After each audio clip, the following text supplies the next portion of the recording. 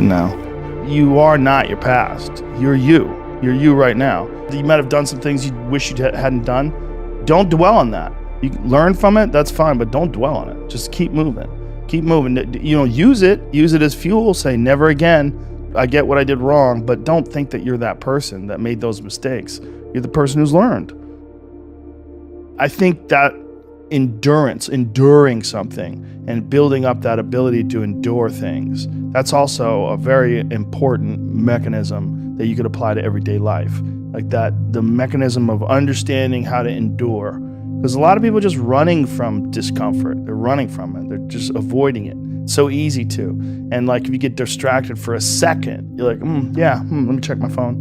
You just start going through your phone and looking at bullshit, and you're just distracting yourself from the tiniest frustration of boredom. Just the little, we don't get bored anymore. Or if we get bored for these tiny amounts of time, then you get distracted. So your distraction is eliminating your boredom. But the problem with that is like, there's certain thoughts that only come to you when you're thinking, when you don't have any input coming in.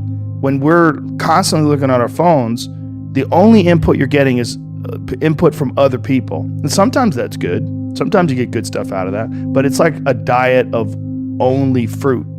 Like, hey, motherfucker, you need some protein. Yeah.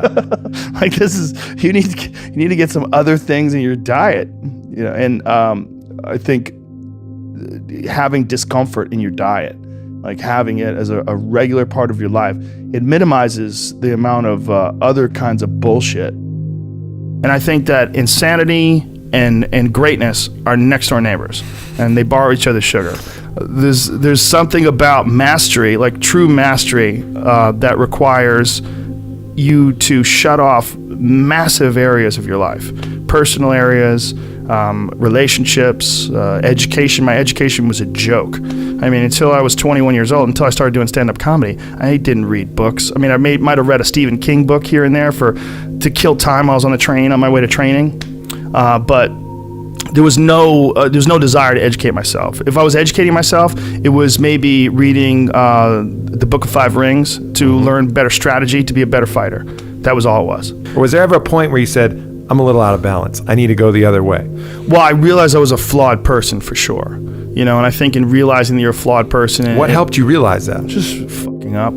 Just being an idiot. Realizing, girls would get mad at me, or maybe guys would get mad at me. Whatever it was, I realized that I had flaws, I knew that I was... And then also failing at comedy. One of the hardest things to do is to go from being really great at something to sucking at something. And that something that you suck at is now your path. And that's what I found myself in comedy.